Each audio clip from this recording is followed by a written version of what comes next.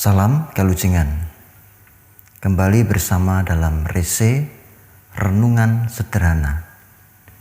Judul rese kita saat ini adalah Kegembiraan Terbesar.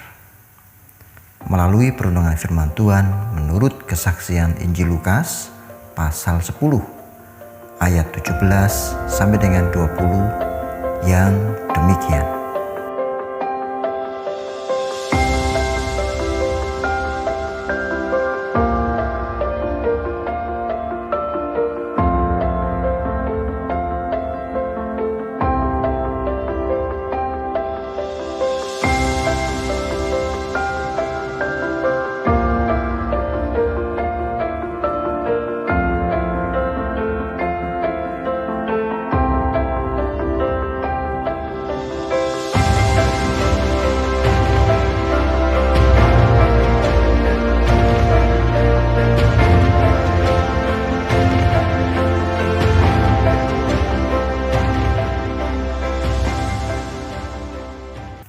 Apa kabar Bapak Ibu Saudara yang terkasih dan anak-anak yang terkasih juga?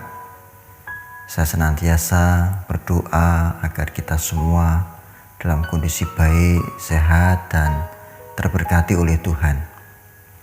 Dan bulan ini kita sudah memasuki bulan Oktober.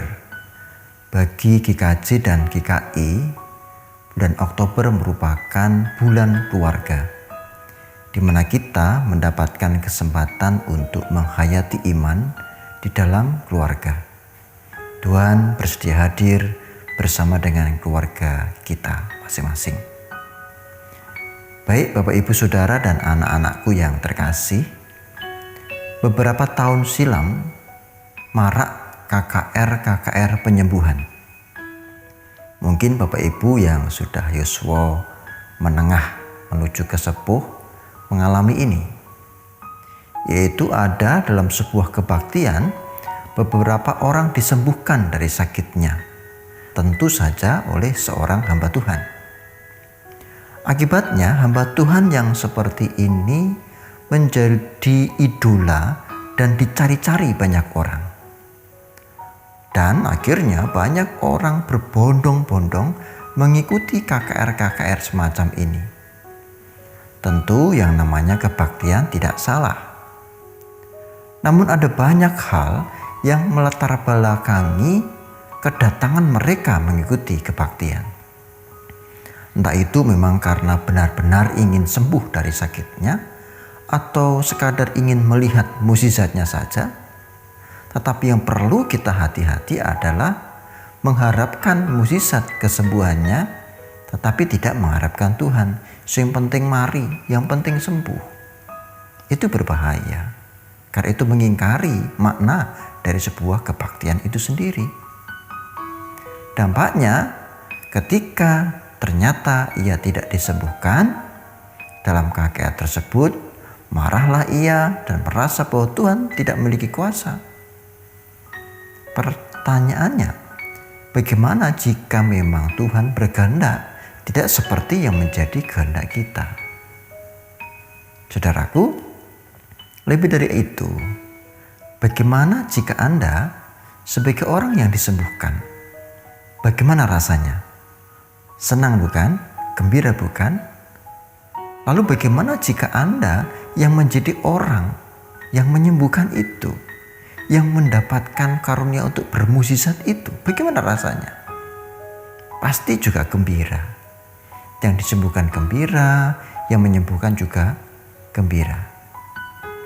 Saudaraku, perikop kita kali ini mengajari untuk meletakkan pengharapan suatu kegembiraan pada kegembiraan yang terbesar. Bukan sekedar gembira-gembira yang adalah euforia. Kegembiraan terbesar bukan hanya ketika kita menjadi para pelaku mukjizat yang dipakai Tuhan untuk menyembuhkan atau yang disembuhkan. Mari kita perhatikan ayat 17 dan 18. Demikian. Kemudian ke-70 murid itu kembali dengan gembira dan berkata, Tuhan, juga setan-setan takluk kepada kami demi nama-Mu. Lalu kata Yesus kepada mereka, aku melihat iblis jatuh seperti kilat dari langit. Saudara, anak-anak dan Bapak Ibu sekalian, sesungguhnya ke-70 murid ini diutus oleh Tuhan untuk memberitakan Injil dan juga menyembuhkan penyakit. Kita bisa cek di ayat 9. Tetapi tentu saja termasuk di dalamnya tentang pengusiran setan. Maka dengan bahagia dan bangga, gembira, mereka melaporkan semuanya itu kepada Kristus, dan Kristus pun membenarkan perkataan mereka.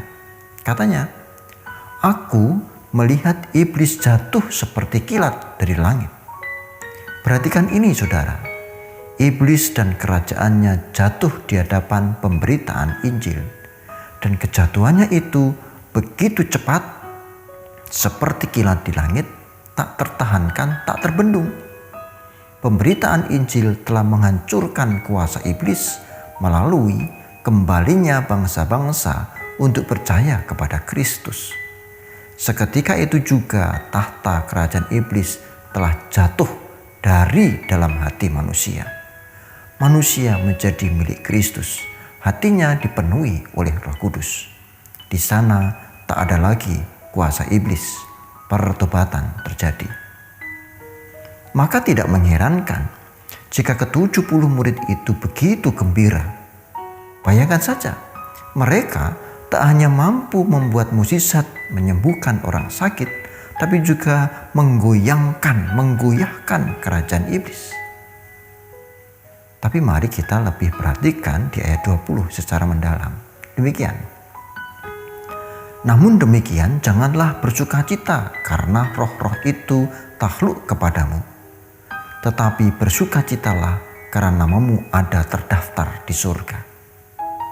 Perhatikan ini saudaraku. Jika tidak berhati-hati, kegembiraan semacam ini berubah menjadi euforia, yaitu kegembiraan yang berlebihan, bungai, yang ujung-ujungnya adalah merasa diri yang paling unggul, merasa diri yang terbaik, merasa diri menjadi Tuhan. Hati-hati saudara. Itu bisa saja terjadi pada diri kita saat ini. Tetapi Kristus segera mengarahkan kegembiraan para murid itu ke jalur yang semestinya, ke jalur yang benar. Bahwa kegembiraan terbesar tidak berada ketika kita mampu menaklukkan roh-roh jahat. Kegembiraan yang terbesar terletak pada anugerah ketika nama kita terdaftar di surga. Karena di sanalah kita dipantaskan menjadi orang pilihan yang menerima hidup kekal sebagai anak-anak Allah. Catat ini saudaraku, kuasa untuk menjadi anak-anak Allah harus lebih dihargai daripada sekadar melakukan mukjizat. Kita bisa membaca teks kitab suci bahwa orang-orang yang bisa mengusir setan demi nama Kristus, seperti Yudas contohnya, tentu saja Yudas masuk ke dalam 70 orang itu. Tetapi tidak diakui oleh Kristus sebagai anak-anak Allah dalam penghakiman kelak. Tetapi mereka yang namanya terdaftar di surga, sudah terdaftar di surga. Berarti memiliki kejelasan dan diakui di hari penghakiman. Mereka tidak akan binasa.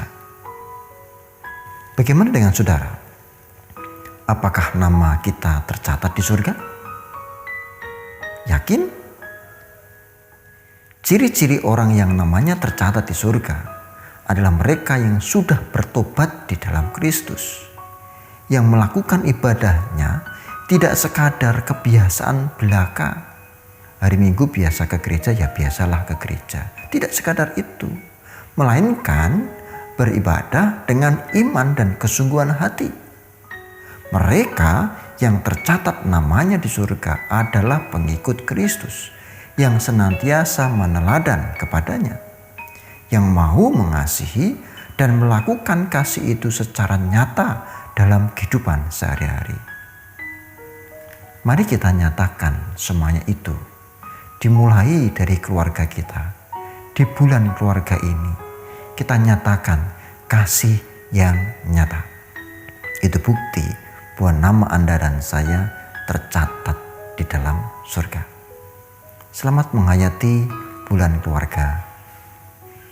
Amin. Mari bersama-sama kita berdoa secara khusus untuk bulan keluarga ini, agar kita diberikan kemampuan, diberikan kuasa oleh Roh Kudus supaya semakin dekat dalam keluarga kita. Karena ketika keluarga kita semakin dekat, maka relasi kita dengan orang lain juga semakin baik. Mari kita berdoa. Tuhan yang Maha Kudus dan setia, kami bersyukur penyertaan-Mu bersama dengan kami meskipun kami merasakan pandemi pada saat ini. Bahkan di bulan Oktober ini ya Tuhan, masih memberikan kesempatan bagi kami untuk menghayati bulan keluarga. Ajari kami melakukan kasih. Ajari kami untuk senantiasa tahu tentang kegembiraan terbesar, yaitu ketika nama kami tercatat di dalam kerajaan surga. Dan kiranya kami di dalam kehidupan berkeluarga senantiasa Tuhan berkati dengan kehadiran Roh Kudus. Ada banyak tantangan, ada banyak pengharapan dalam kehidupan kami. Kami yakin Tuhan bersama dengan kami. Di dalam Kristus kami berdoa dan bersyukur. Amin.